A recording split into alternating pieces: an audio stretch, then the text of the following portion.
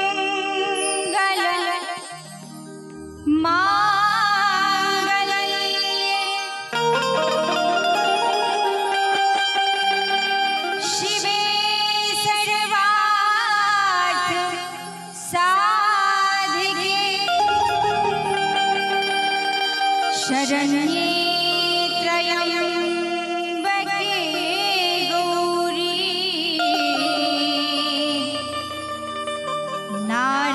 नारायणी नमोस्तुते सर्वस्वरूपे सर्वेशे सर्वशक्ति समन्विते भयविहस्त्राहिनो देवी दुर्गे देवी नमोस्तुते।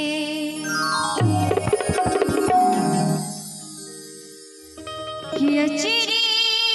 देव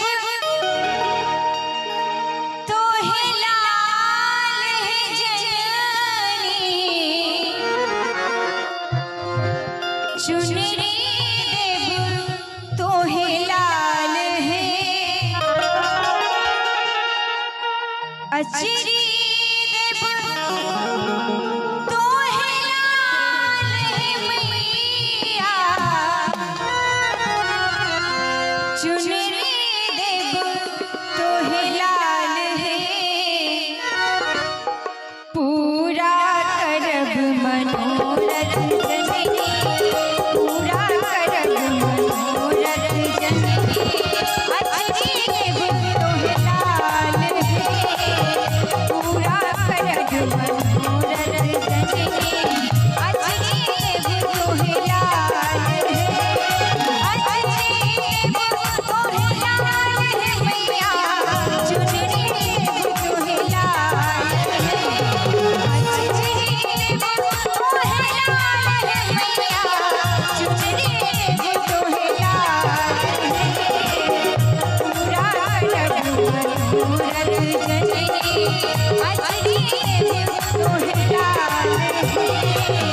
पूरा करब मनोरथ जननी।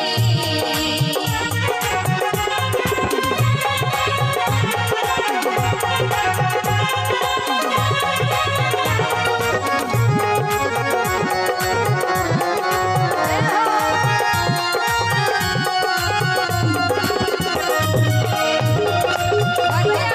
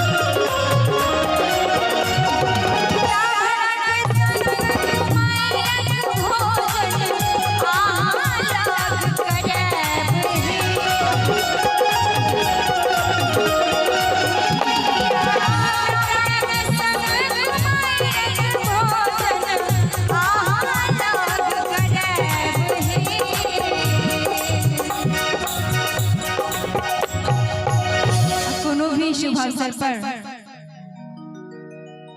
अपना सब ब्राह्मण कुमार के भोजन सेहो कराबै छै भगवती लग।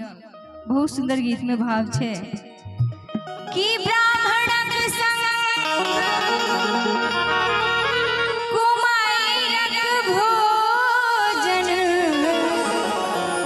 महालग करब हे दया